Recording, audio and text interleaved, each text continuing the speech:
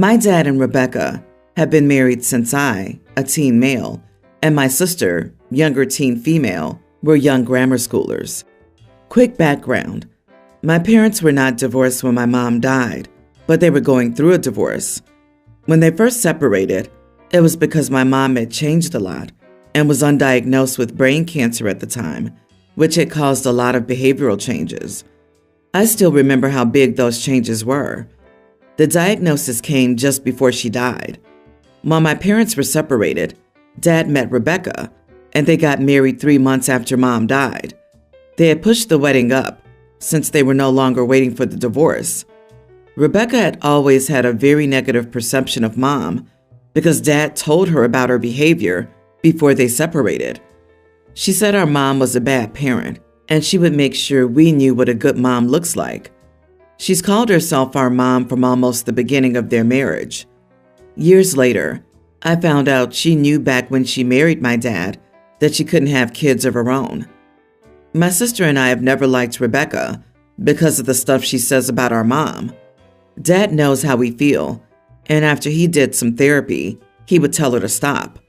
But he also told us that we should understand that Rebecca loves us and feels like we deserve the best, and she might say the wrong thing because of that sometimes. With all that out of the way, I can explain the problem. I have a pretty big friend group.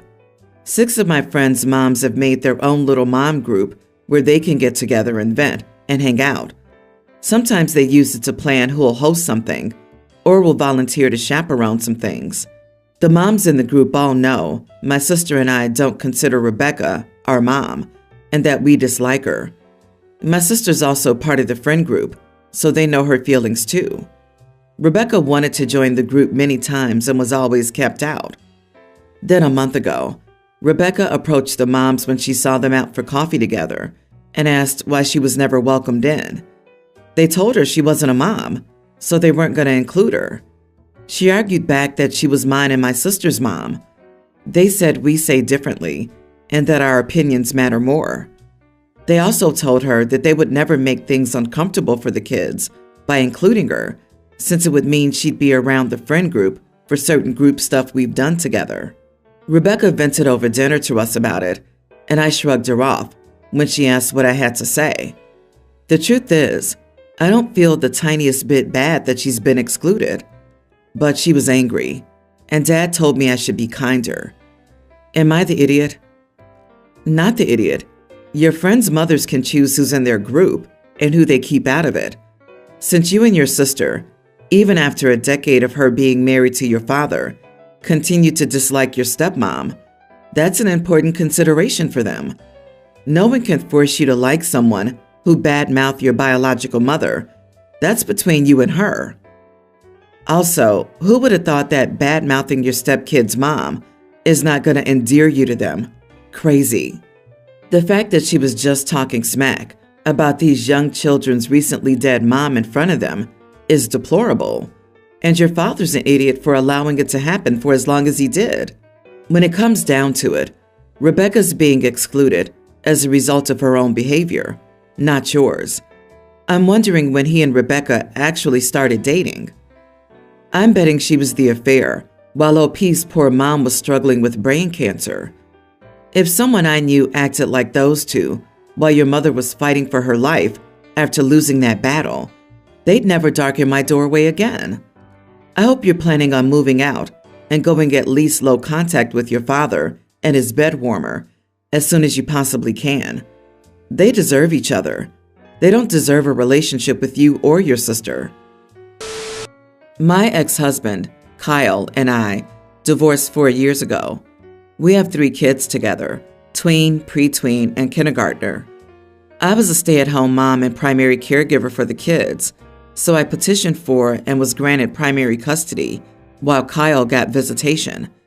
He's been trying to get 50-50 custody split, but due to living over an hour away, he's only been granted extra time with the kids. We co-parent well, or at least we used to. Things started to go south after I remarried a little over a year ago. My current husband, Jeff, and I were old friends from college, and we reconnected through mutual friends after my divorce. Jeff has never been married, and has no kids of his own, but he's a fantastic stepdad to my kids. He loves them and dotes on them as if they were his own. Kyle and Jeff didn't know each other before I got remarried, but as soon as Kyle discovered that Jeff and I were old friends, he started acting weird and suspicious. I heard from mutual friends that he was asking them if anyone knew if Jeff and I were connected with each other before the divorce. None of that is true, and after I heard about it, I confronted Kyle and told him to stay out of my personal life because that's not his business. Recently, after one of the kids' visits with Kyle, he said he needed to talk with me about some things. Apparently, Kyle was upset that Jeff had been buying expensive items for the kids. Jeff makes good money and enjoys spoiling the kids. The older two had brought the new Nintendo systems Jeff got them over to Kyle's house, and it started an argument because Kyle made them put them away and not play on them. Kyle said that he's uncomfortable with Jeff spending large amounts of money on the kids like that because he feels like Jeff is trying to buy their affection and puts too much emphasis on consumer items. I told him that gift giving is Jeff's love language, and it's how he prefers to show he cares about someone. I told him that I wouldn't tell Jeff not to spend money on the kids because it's his money and he can spend it however he likes. Also, the kids love it, and they don't argue with each other about having to take turns on stuff like that. I told him I would never tell him how to spend his money, and he's free to buy things for the kids too. I told him he's coming off as jealous, and it's not a good look, but I will at least try to make sure the kids don't bring things like that to his house if it makes him feel better. I told him that he needs to work on his insecurities about Jeff, because he will be in the kids' lives from now on. I told him Jeff wasn't trying to replace him, and that buying a few things for the kids wasn't a big deal. He told me to stop being a condescending witch for 5 minutes so that we can actually have a constructive conversation about his concerns. I told him if he's going to speak to me like that, he needs to leave my property right now. I really wanted to side with you, but you're an awful person. Your condescension for your ex is practically dripping. Your ex isn't wrong. Your husband is buying the kids' affection at this point, and you're pleased about it too. You want to replace your ex with your current husband, and he might take you to court for parental alienation, which is what it feels like reading this post. You're being awful to Kyle. He doesn't deserve it. He's their father, not your current husband. You are the idiot. Exactly. It's not about the money or the gifts. It's about respecting boundaries. Kyle is the children's biological father, and he has every right to voice concerns about his children, especially if he feels someone is using material items to build a relationship with them. Instead of addressing his concerns with understanding and trying to find a compromise, you immediately went on the defensive and belittled him. You should work on effective co-parenting rather than escalating the situation. What happens when husband number 2 gets bored of you and you can't provide all the things your children are now taking for granted anymore? Seems like you enjoy the new sweet life just a bit too much. My female 29, husband 32, and I are currently doing the nursery for our first, and I saw the cutest ever set of cast iron bunny bookends.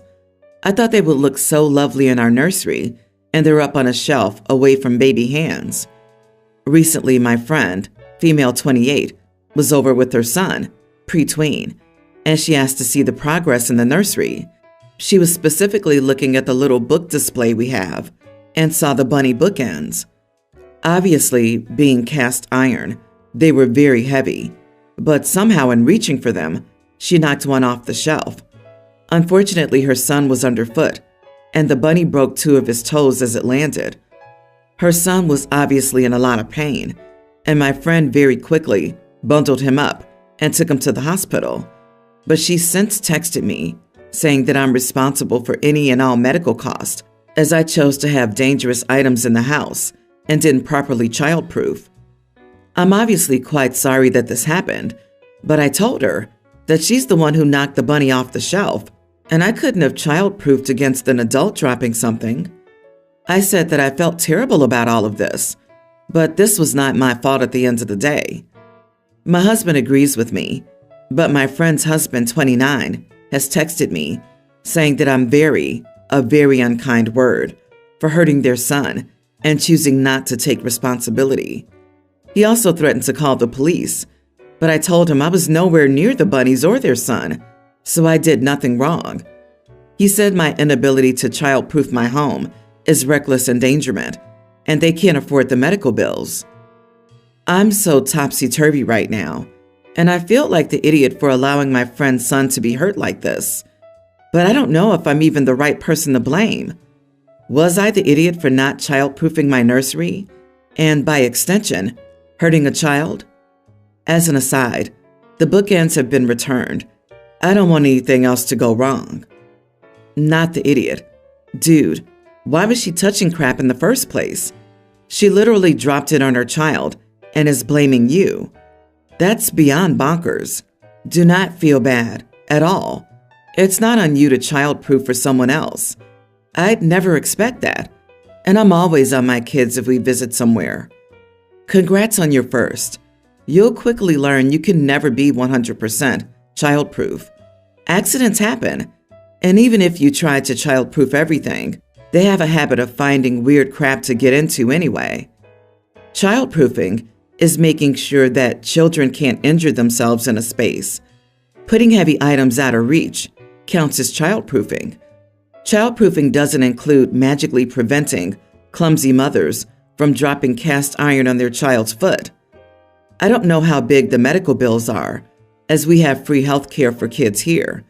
This was an accident, and even if they were nice about it, I'd help out just a little because it happened in my home, but they're not being very nice.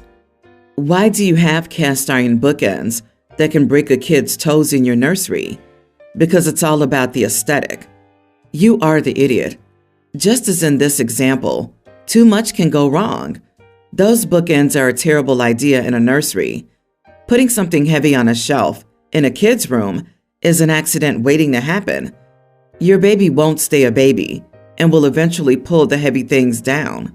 Assuming you're in the U.S., from the concern about medical bills, you are indeed legally liable for accidents occurring in your home. So your friend is within their rights to tell you you're paying the bill for this. I just moved to the United States from Canada for work. My dad was from the States, so I have dual citizenship. However, besides vacation and family visits, I've always lived in Canada. I'm renting a house in a nice neighborhood. My dogs and I like it here, except for my neighbor. He's odd. I guess he was friends with the previous tenant, and he keeps taking my mail. I've caught him on my security camera. He'll come and grab all the mail and then come back later and put my mail back. I went over to ask him about it, and he said that the previous tenant had asked him to please grab his mail for him. I said that was nice of him and all, but I would appreciate it if he could please leave my mail alone. I wasn't rude or anything, I don't think. He said that he was friends with the guy and that he had made a promise. I had a solution. I said that I would bring in all my mail from the mailbox and then put his friend's mail in his after I sorted it. For some reason, that wasn't acceptable. I was even going to offer to let him look through the mail on my step, take his friend's stuff, and then leave my mail in my box without taking it with him, until he said he didn't want a stranger putting stuff in his mailbox. The lack of self-awareness was sickening. I told him to stay off my property, or I would be upset. Then I left. He did it again. I went to the post office to see if I could get his friend's mail forwarded to his address, or if the change of address form was not processed. I just didn't want this guy taking my mail. And that's when I learned that stealing mail is a serious crime. The USPS actually has its own cops, and that stealing mail is a serious crime. My neighbor came over yesterday to apologize, promising that he wouldn't take my mail again, and asked me to talk to his lawyer and explain that he never kept any of my mail. I said that I would. I was talking to my dad about it all, and he said that I was kind of mean to get this guy in trouble for doing his friend a favor. I said that I thought the guy was rude, and I didn't know if he was giving me back everything he took. What if he took my credit cards, or official records, or medical stuff or something. My mom thinks I should have been nicer, but she's Canadian. So, am I the idiot for escalating a dispute with a neighbor? Not the idiot. Mail forwarding exists. This man was trespassing on your land and stealing from you. He had no right to take your mail, whether or not he later returned some of it. And you have no idea if he kept any of it. You're hoping he didn't, but you don't know that. All you know is that he took it. I also like how your neighbor asked you to talk to his lawyer and explained he never kept your mail. In actuality, how do you know that? If he kept something and never gave it to you, how would you know? That's why we don't allow people to come and grab another person's mail and take it into their homes. It actually sounds like you were nice and continue to try to be nice about it. The neighbor didn't want to work with you on this and is now paying the price. Yeah, how do you know he didn't steal any of your mail? Why lie to his lawyer and say he didn't take anything of yours when you don't know? The dude was 100% in the wrong. It's your place now, not his friend's. Your solution of giving the mail back to him from his buddy was sound, reasonable, and neighborly. To continue to go through your box was criminal. He's not likely to get into too much trouble for the one offense, though. So don't worry about it too much. He'll have to pay through the nose and lawyer fees and probably a fine, and that's a result of his own stubbornness. Also, my Canadian mom thinks I should have been nicer made me laugh out loud. LOL. I, male 25, was with my fiance, female 23, and one of our friends, male 24, at a bar late at night. We had the munchies, and no other places in town were open. My fiance ordered some food and a drink. The friends and I didn't order anything. My fiance left to use the restroom. While she was gone, her food and drink came out. Her drink was a beer, which was canned. The bartender/server had opened the drink and set it down on a counter about 10 feet away from us, leaving it there for a few minutes, and then picked it up and walked over to us, setting it down in front of my fiance's seat. She then turned to walk away. My friends and I exchanged glances, thinking, why would she leave the pre-opened drink there and then with us? I've worked as a bartender, and I would never leave a girl's drink open while she was away. I would have just left the can unopened. It had also been sitting between a bunch of guys for a few minutes while she was off chatting with some dude at another side of the bar. The only reason she remembered the drink in the first place was because one of the guys was asking who this drink was for. When she put it on the table in front of us, I asked the server if it was customary to open drinks and just leave them between customers. She got extremely upset and began rolling her eyes while asking what we were accusing her of. I told her I was just curious, as I'm aware of the don't leave your drink unattended rule, and I would never do that as a bartender. I then asked her to replace the drink, and the server became furious. My fiance had a previous incident regarding drink tampering, and I had bells ringing in my mind. It eventually turned into a full-blown argument. My fiance came back from the bathroom to find us arguing while being extremely confused. The bartender was super rude to her as well, which set me off further. We then got kicked out of the bar for causing a commotion. Am I the idiot for demanding another drink? Not the idiot. Your concerns were valid, and that server needed to be told that. Drinks should not be passed around at a bar and left around for a chance to be fiddled with. She's a bartender and should know that. Good on you for speaking up. This bartender sounds clueless, and you should make a formal complaint to the management, not to get her in trouble, but hopefully it would result in a conversation about their policies around this. And if you don't feel like the manager you speak with gives you a good response or sounds like this matters or they care, post your story on their Yelp and Google review page. Maybe then they'll wake up. I disagree. That bartender should definitely get in trouble for that crap. It puts a lot of people in danger. This is not, sorry, I gave you the wrong order. This is a health hazard. I've had a beer spiked by a bartender.